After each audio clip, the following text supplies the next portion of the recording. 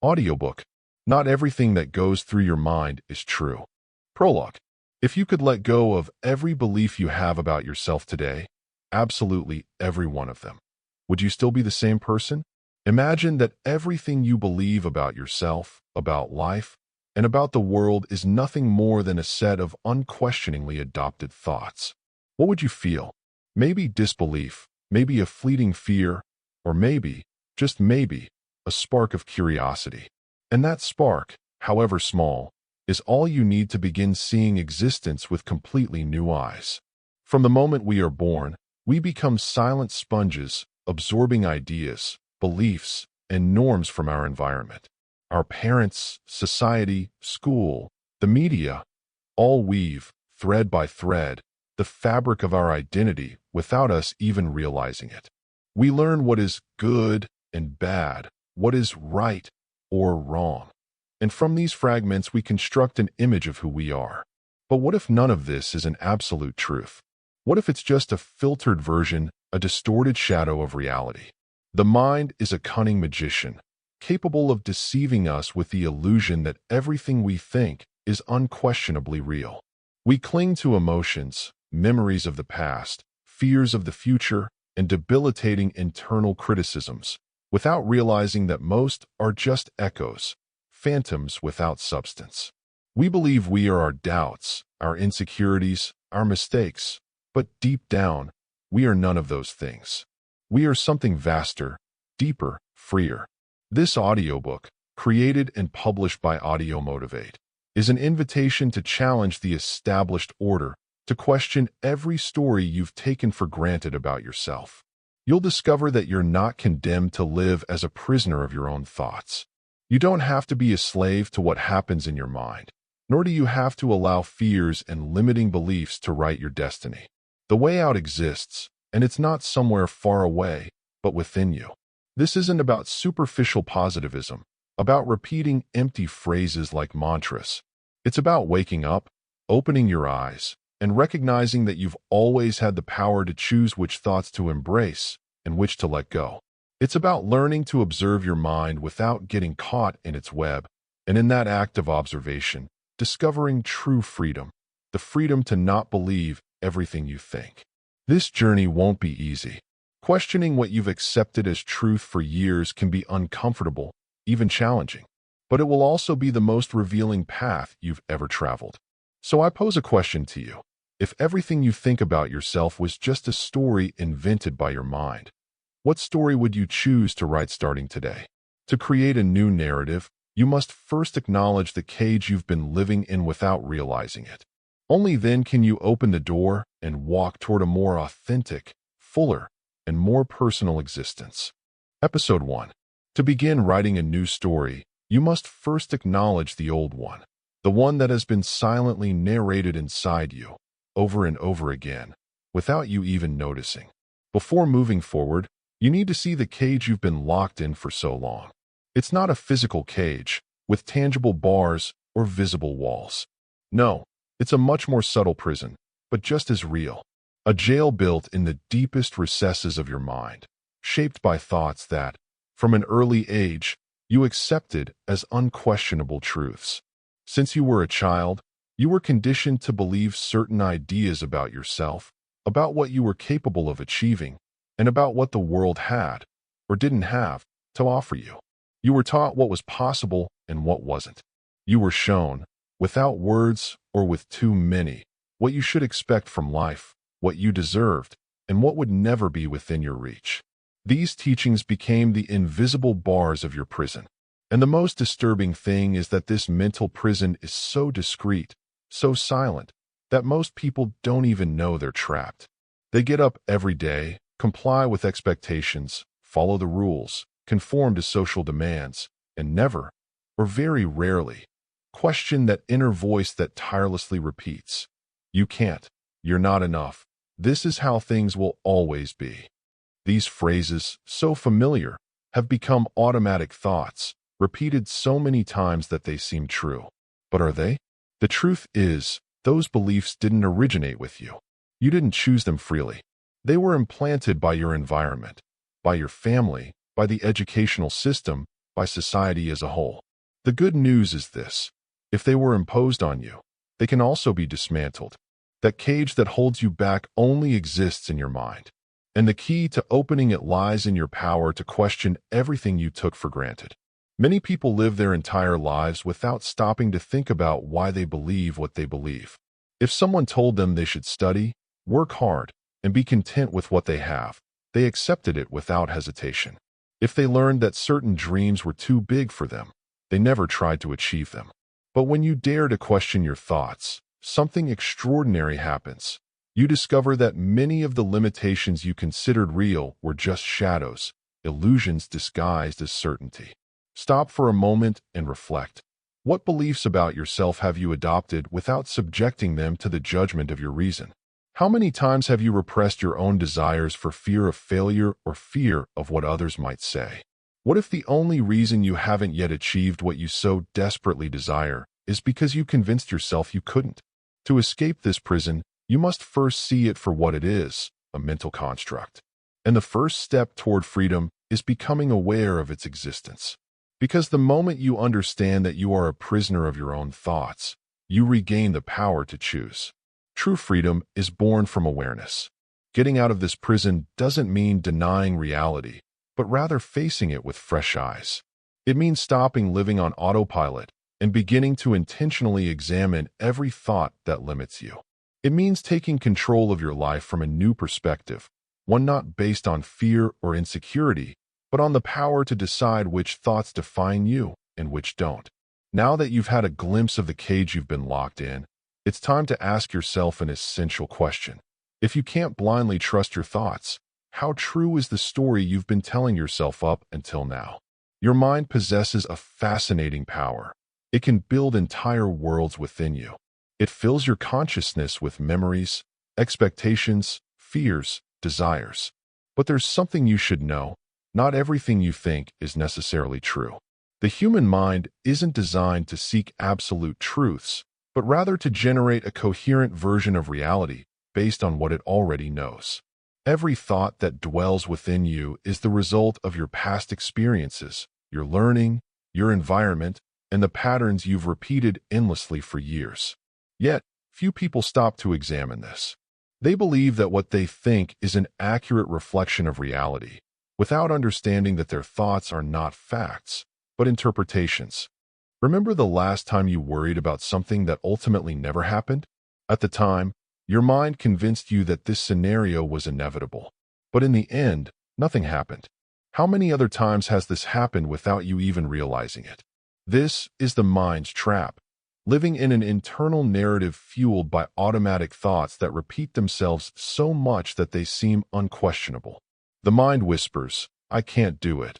I'm always making mistakes. I'll never change." But have you ever stopped to check if those thoughts were true? Or have you accepted them as dogma because they'd been with you for so long that you could no longer distinguish between your voice and theirs? Here's the revelation: your thoughts aren't reality.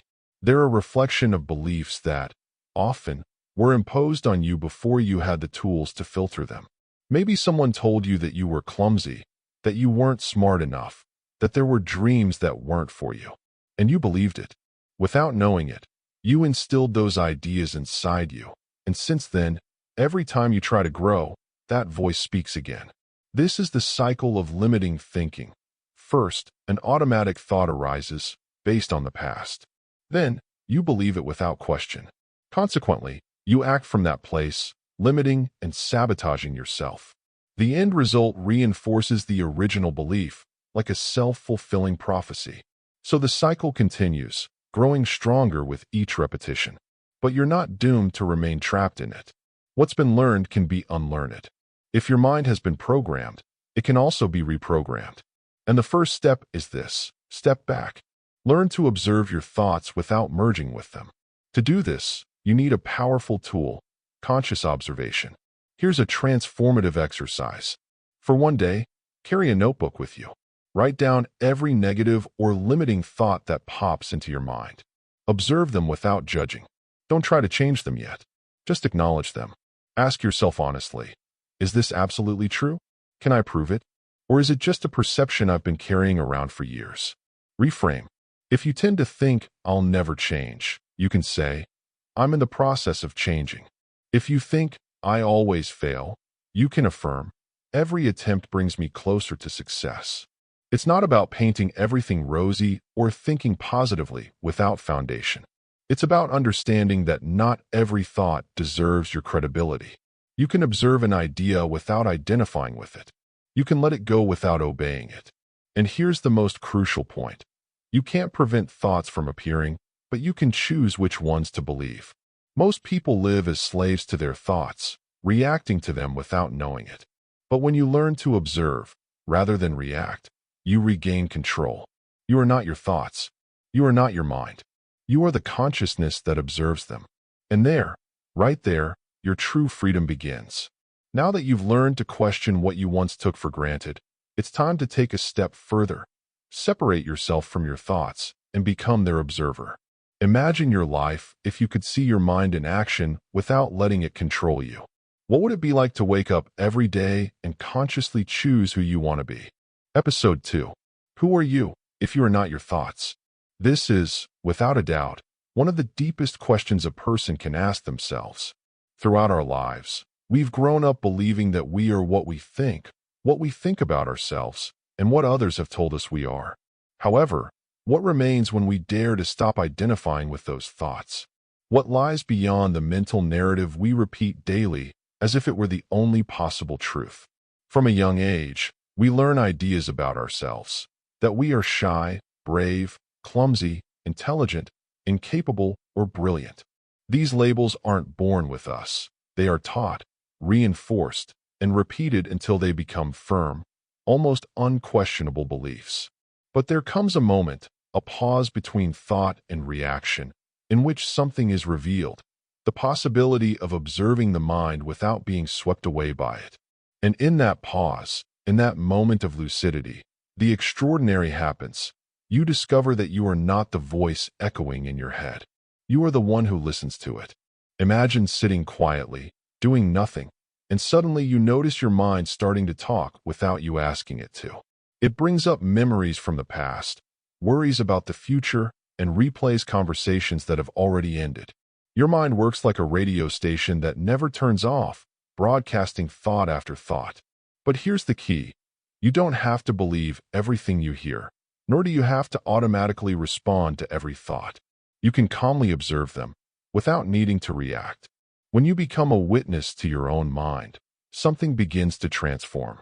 You are no longer swayed by every sudden emotion, judgment, or fear that arises. You begin to recognize how the mind constructs stories, recycles old patterns, and clings to an identity shaped by years of conditioning. But you are no longer that identity. You are the observer. The first step toward this inner freedom is developing awareness. The next time a negative thought arises, stop it. Don't react. Don't judge it. Don't try to change it. Just observe it. Acknowledge its presence. That simple act of observing creates a space between you and your mind, and in that space, immense freedom blossoms. At first, it may feel uncomfortable. Your mind is used to taking the wheel, guiding your attention without your permission. But when you choose to observe instead of react, you realize you have choices. You can choose not to hold on to a worrying thought. You can let go of a painful memory. You can allow thoughts to come and go without letting them define your mood. This is what mindfulness traditions have taught for centuries. It's not about turning off the mind, because that would be impossible. It's about changing the way you relate to it. You stop being a victim of your thoughts and become a witness to them. And then life begins to feel different. You begin to inhabit the present, without your mind constantly interrupting you with judgments or labels. You can experience a moment as it is, without labeling it as good or bad. You can feel an emotion without fighting it, resisting it, or surrendering completely. And most valuable of all, you begin to live with a clarity that previously seemed unattainable. But this clarity doesn't mean the mind will stop trying to pull you back into its old habits. It will continue to show up with its usual mechanisms, trying to make you believe in fear, doubt, or insecurity. However, every time you choose to observe instead of reacting, you strengthen your ability to live from a different place. It's like training. At first, You may only realize it after you've reacted. You'll notice that you spent several minutes, or even hours, trapped in a repetitive thought. But with practice, the time between thought and awareness decreases. And one day, something remarkable happens. You face a situation that would have previously generated anxiety or anger, and instead of reacting, you simply breathe. You observe, and you recognize that you can choose how to respond. That's the beginning of true freedom, not depending on what your mind tells you to define who you are, how you feel, or what you choose to do with your life. Now that you can distinguish between what you think and who you truly are, it's time to face a deeper, perhaps somewhat uncomfortable truth. Your mind, though useful and necessary, doesn't always tell the truth. Many of the ideas you've held for years about yourself, the world, or your future may be nothing more than a collection of learned illusions. This may be difficult to accept, but it's essential to know the mind often lies, not out of malice, but out of habit. It repeats thoughts that seem like absolute truths, but are nothing more than mistaken conclusions based on fears, past experiences, or incomplete interpretations. The mind says, you are not enough. Even if you accomplish valuable things, even if others admire you, that thought returns again and again, like a persistent echo. It also says, things will never change. It uses the past as proof of what is to come, ignoring that every moment is new, full of possibilities. Another major mental illusion is the constant comparison. Other people are better than you. In a world saturated with ideal images and edited lives, it's easy to believe you're behind everyone else. But you forget that you're only seeing a tiny fraction, and that appearances rarely reveal the whole truth. And there's the fear. If you fail, it's all over. The mind fears failure as if it were a permanent threat. But great thinkers, from Napoleon Hill to Brian Tracy, have taught that failure isn't the end, but a natural part of learning and success. How can you free yourself from these mental traps? First, recognize that not everything you think is true. Whenever a limiting thought arises, ask yourself, is this a fact or just an interpretation? Do I have real evidence or am I reacting out of fear? When you question your thoughts, rather than simply accepting them, their power begins to dissipate. Second, change the story. Instead of repeating, I'm not enough, start telling yourself, I'm growing and learning every day. Replace, this won't change, with every moment offers me a new opportunity. And third, remain the observer. You are not what you think. You are the observer of those thoughts. Let them pass like clouds in the sky. Don't cling to them. Don't fight them. Just let them come and go. This process requires practice and patience. The mind will repeat itself from one day to the next. But the more you cultivate mindfulness and discernment, the freer you will feel. Over time, you will see how negative thoughts lose their power, how self-criticism fades, and how a more serene, clear, and authentic life opens up. And when you're no longer dominated by your mind, the ultimate question arises. If your thoughts aren't your real enemy, what's really been holding you back all this time? The answer lies beyond the mind. But now you're ready to discover it. Episode 3. If the mind doesn't always tell the truth, if its stories are merely illusions built over time, then what's really been holding you back? It's not your thoughts themselves, nor the beliefs you've adopted over the years. The real enemy is something deeper, more subtle, but also more powerful: fear. From the moment we are born, our minds learn to protect us from danger. In its most basic form, fear is a survival tool, a mechanism that keeps us safe. However, over time, that fear is no longer tied solely to physical threats and begins to infiltrate every area of our lives. We fear rejection, failure, and uncertainty. We fear leaving our comfort zone because doing so means venturing into the unknown, and the unknown is perceived as a risk. Napoleon Hill called this phenomenon the hypnosis of fear. He described how most people spend their lives paralyzed by fears that aren't real, but rather created by the mind. They don't pursue their dreams because they've already convinced themselves they'll fail. They don't take risks because they believe they're not ready. They don't allow themselves to be happy because their fear whispers to them that happiness is fragile and fleeting. Fear masquerades as a protector, but in reality, it's the guardian of our limitations. It makes us doubt ourselves, convinces us that change is too difficult or that success is reserved only for a fortunate few. However, the truth is that fear is nothing more than a well-trained illusion. It's a conditioned reflex, a mental program that activates every time you approach the unknown. Think about all the times you've wanted to do something, but fear stopped you. Maybe you wanted to speak in public, start a project, end a toxic relationship, or make an important decision. You felt the initial spark, the excitement of change, but then that voice in your head appeared. What if you fail? What if you make a mistake? What if others judge you? And before you could move forward, you were already backtracking. Now, consider this. How many opportunities have you missed simply because you believed in fear? Fear isn't real in the physical sense. It's not something tangible that can hurt you. It's just a thought disguised as a warning. But as long as you don't question it, it will continue to control your life. How to defeat the real enemy? The first step is to recognize it. Most people avoid confronting their fears, preferring to ignore them, distract themselves, or rationalize them. But fear doesn't disappear by avoiding it. On the contrary, the more you repress it, the stronger it becomes. The only way to defeat it is to face it head-on. The second step is to challenge it. Ask yourself, what's the worst that could happen? Is this fear based on reality or an assumption?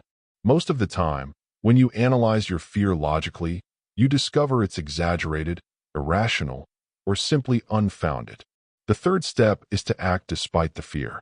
The difference between those who achieve what they want and those who don't lies not in the former's lack of fear, but in their decision to move forward despite it.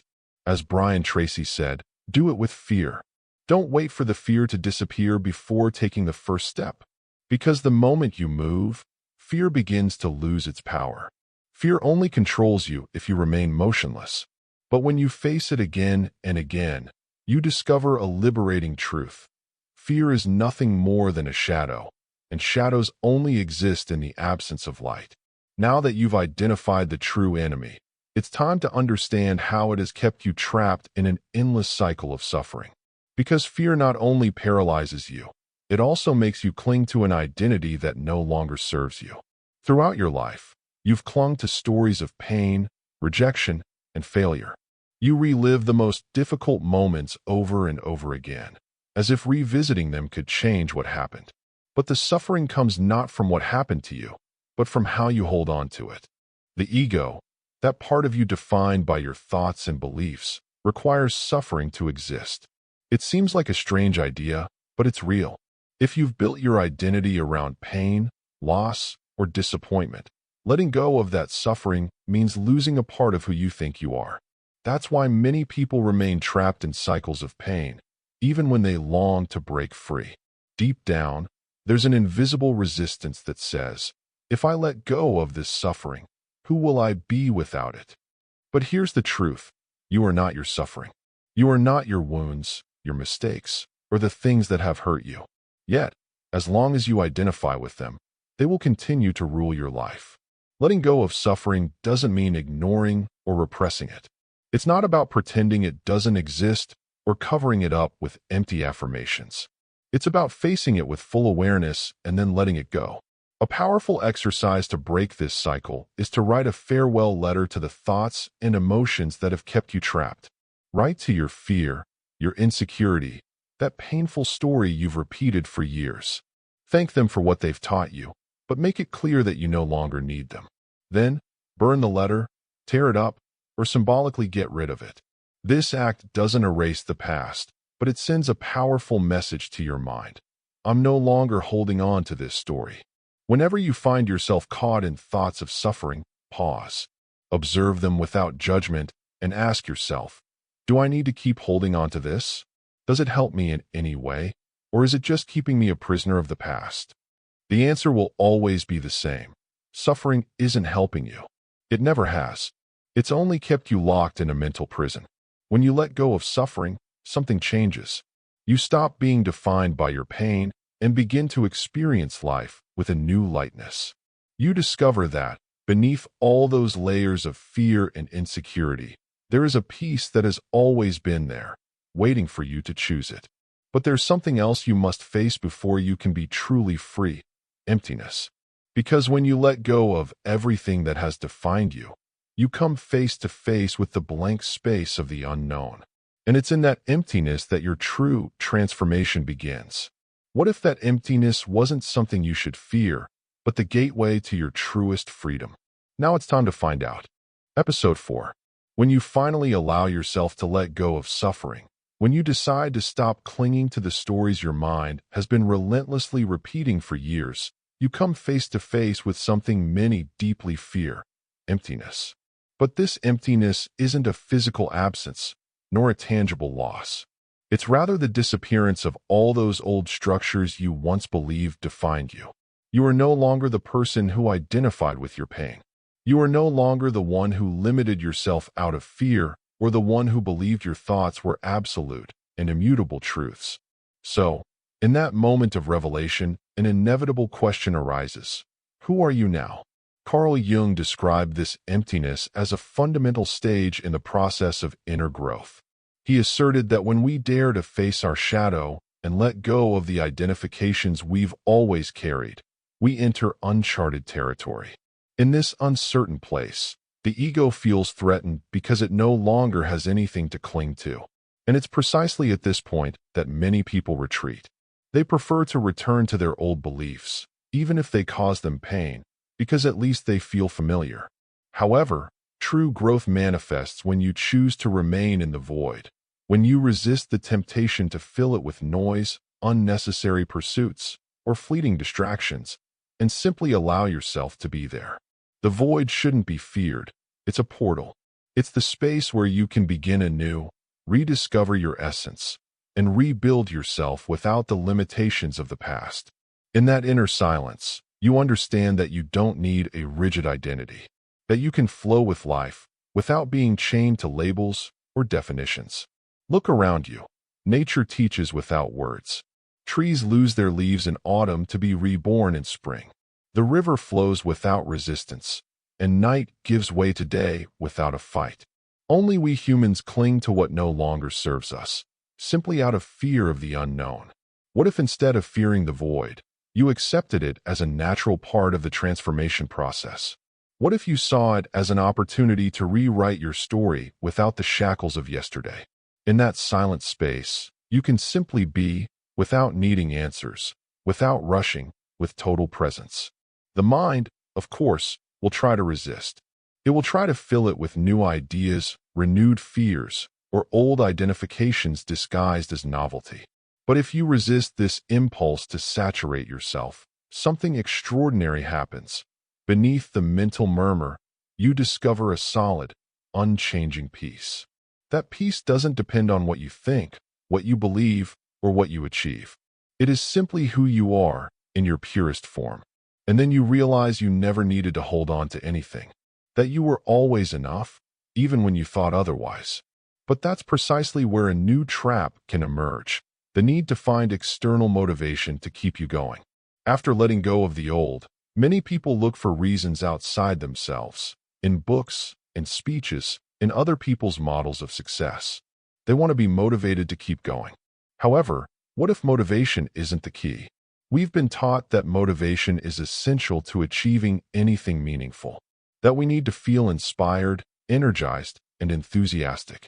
But this belief, though popular, is fragile. Motivation is fickle. It comes and goes, like the weather. Today you may feel unstoppable, ready to take on the world, and tomorrow, for no particular reason, you may feel like you don't have the strength to even begin. When you base your progress on how you feel, you get trapped in an endless cycle of progress and setbacks.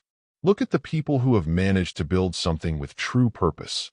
They aren't those who were always motivated, but those who took action even when they didn't feel like it. The difference between those who achieve their goals and those who remain mediocre isn't in moments of inspiration, but in the ability to keep going in the midst of discouragement.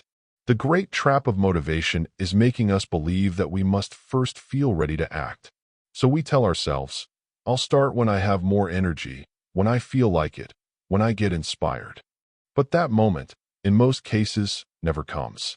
True transformation begins when you understand that you don't need to feel motivated to act.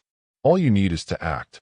Yes, at first your mind will resist, make excuses, and try to procrastinate. But if you learn to ignore that limiting voice and simply take the first step, something magical happens. Motivation comes after the action, not before. Think about the last time you didn't want to do something, but you did it anyway. Maybe you didn't want to go for a walk, but after taking those first steps, you felt renewed energy. Maybe you didn't want to sit down and write, but as you began, you found inspiration. That's what almost no one tells you. Movement generates emotion.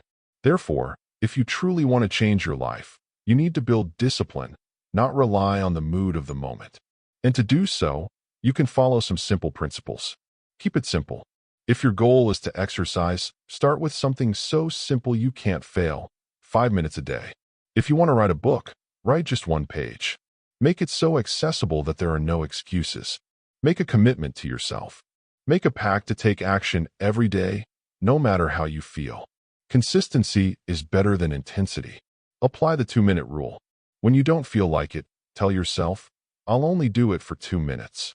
And once you start, it will be easier to continue. Eliminate daily decision-making. If you have to decide daily whether you'll do something or not, you're likely to give up. Instead, turn your actions into automatic habits. Celebrate the action, not the result. Don't expect grand changes right away. Celebrate every step, every attempt, because every repeated action is a signal to your mind. You are building a new identity. When you act with discipline, you take control of your life. You are no longer a slave to your emotions. The secret is not to wait until you feel good to act, but to act and allow the right emotions to come afterward. Now that you know you don't need motivation to move, an even deeper question arises. What if you could design your life on your own terms? What if you could write a completely new story without repeating the scripts of the past? It's time to discover how to do it. It's time to consciously create the reality you truly desire. Episode 5. Most people believe their lives are determined by fate, luck, or external circumstances. They think they can only passively react to what happens to them, failing to understand that they have the power to actively shape the existence they desire. However, there is a truth that few accept. Your life is a reflection of the thoughts, beliefs, and actions you choose to hold. Day after day, if you continue to think like the person you were yesterday, you'll continue to live the same reality. If you repeat the same decisions, you'll get the same results. But if you decide to transform your way of thinking and acting, everything around you will begin to change. The deception of changing without transforming. The problem is that many people try to change their reality without first changing their identity. They tell themselves they want to be successful, happy, or free, but they continue to operate from a mindset of scarcity, fear, or insecurity, which has dragged on for years. If you don't change the way you perceive yourself, any external transformation will be short-lived. The key isn't the goal, but the identity. It's not enough to set goals. You must become the person capable of achieving them. If you yearn to be disciplined, ask yourself not, what would someone like me do to improve? But, what would someone who is already disciplined do? And then act accordingly. If you want to build a new reality, stop identifying with who you were and start behaving like who you aspire to be. Don't wait to feel ready. Start now. Every action aligned with your new identity reinforces the conviction that you are already that person. The true power of visualization. Visualization has been misunderstood. It's not about closing your eyes and wishing something would magically happen, nor does it work with mere empty affirmations of action. Visualization is effective only when you achieve a deep emotional connection with the reality you desire and then act in accordance with that vision. It's not enough to imagine success. You must experience it in the present. How would you walk if you were already that version of yourself? How would you speak? What decisions would you make? The secret isn't in waiting for the world to change, but in transforming yourself first. Reality will adjust to your new frequency. Every day, take a few minutes to visualize your renewed identity in action. Don't focus solely on the results. but on how you would feel and what you would do differently. Then, no matter how far you seem from that vision, take a concrete step aligned with it. Consistency is key. Rewrite your mental history. Your mind is a tireless storyteller. All day long, it tells you stories about who you are, what you can achieve, and what's beyond your reach. But those narratives aren't absolute truths. They're just stories you've repeated until they become reality. If you want to change your life, change the story you tell yourself. Stop telling yourself that you're undisciplined, that you always fail, or that you're not enough. Instead, write a new script. Instead of "I never finish what I start," say, "I'm developing the habit of completing my projects." Instead of "I always fail," repeat, "Every attempt brings me closer to the version of me I want to be." The words you use to describe yourself shape your identity, and your identity defines your reality. Acting from the new identity. Nothing will change until you take action. Thinking differently isn't enough. You must act differently. Action is what anchors your new identity in the tangible. Every day, do something that strengthens the version of yourself you aspire to build. If you want to be more confident, act confident even when you don't feel confident. If you're looking for discipline, stick to your routine even if your mind protests. If you crave success, act like someone who has already achieved it. It's not about faking, but rather about training yourself to live from a new perspective. Before results manifest, your mind adapts to what you repeat. And when your actions align with your renewed identity, it gradually becomes your natural state. Freeing yourself from labels. Now that you've learned to create a new reality from your mind and actions, there's one more profound step left: letting go of all the labels that limit you.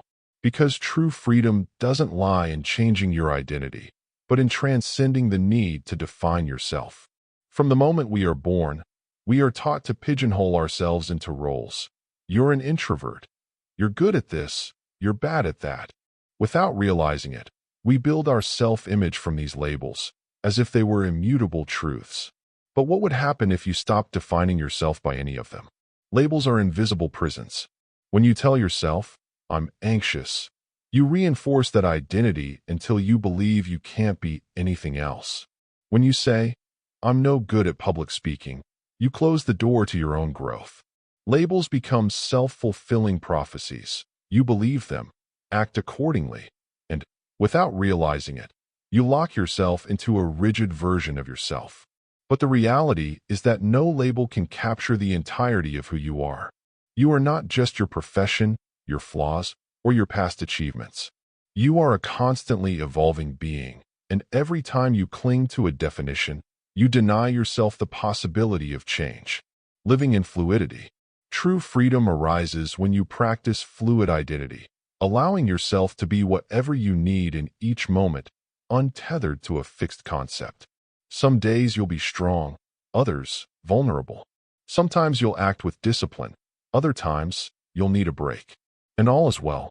As Carl Jung said, authenticity comes not from identifying with just one facet, but from integrating all your parts. Practical exercise. Look at your labels. Every time you say, "I'm like this," ask yourself, is it really true, or is it just a habit? Replace them with flexibility. Instead of "I'm impatient," try, "Sometimes I have a hard time waiting, but I'm learning to cultivate patience."